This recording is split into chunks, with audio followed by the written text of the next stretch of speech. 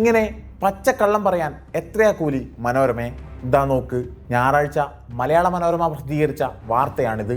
ദേശീയപാത നിർമ്മാണവുമായി ബന്ധപ്പെട്ട് വിവാദത്തിലേർപ്പെട്ടിരിക്കുന്ന മേഘ എഞ്ചിനീയറിംഗ് ആൻഡ് ഇൻഫ്രാസ്ട്രക്ചർ കമ്പനി CPIMന് 25 ലക്ഷം രൂപ ഇലക്ട്രൽ ബോണ്ട് നൽകിയത്രേ. ഏത് CPIM?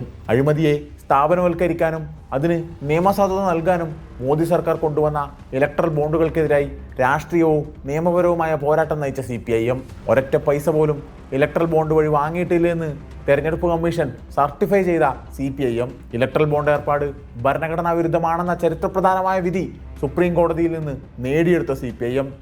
ആ CPIMനെ കുറിച്ചാണ് പച്ചനുണ മനോരമ എഴുതി വച്ചിരിക്കുന്നത്. ഇലക്ട്രൽ ബോണ്ടിനെതിരെ CPIM നടത്തിയ പോരാട്ടത്തെക്കുറിച്ച് ചെറുതായെങ്കിലും മനോരമ നൽകിയ വാർത്തയാണിത്. ദീർഘനാളത്തെ നിയമ പോരാട്ടത്തിലൂടെ അനുകൂല വിധി നേടിയതിൽ CPIMന് അഭിമാനിക്കാമെന്നാണ് അന്നത്തെ മനോരമ വാർത്തയുടെ ആദ്യ വരി തന്നെ. സ്വന്തം വാർത്തയെ പോലും വിഴുങ്ങിയാണ് ഇപ്പോൾ മനോരമ കള്ളപ്രചരണം നടത്തുന്നത്.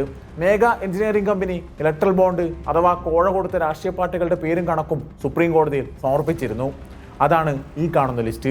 കമ്പനി ഏറ്റവും കൂടുതൽ പണം നൽകിയതിൽ ഒന്നാമത്തെ പാർട്ടി BJP ആണ്. BRS, DMK, YSR Congress, Telugu Desam party, അങ്ങനെ കോൺഗ്രസിനുൾപ്പെടെ കോടികൾ നൽകിയ കണക്ക് കാണാം. ഇതിലെവിടെയും CPIM എന്ന പേരില്ല. പിന്നെ മനോരമയ്ക്ക് എവിടുന്നാണ് ഈ കണക്ക്? എന്തടിസ്ഥാനത്തിലാണ് യാതൊരു തെളിവുമില്ലാതെ നുണ അടിച്ചിറക്കുന്നത്? ജനനം മുതൽക്കേ കമ്മ്യൂണിസ്റ്റ് വിരുദ്ധ ജ്വരവുമായി പച്ചക്കള്ളം എഴുതിവിടുന്ന മനോരമയെ നന്നാകില്ലെന്നറിയാം. എങ്കിലും ചോദിച്ചോട്ടെ, കുറച്ചെങ്കിലും ഉളുപ്പുണ്ടായിക്കൂടെ?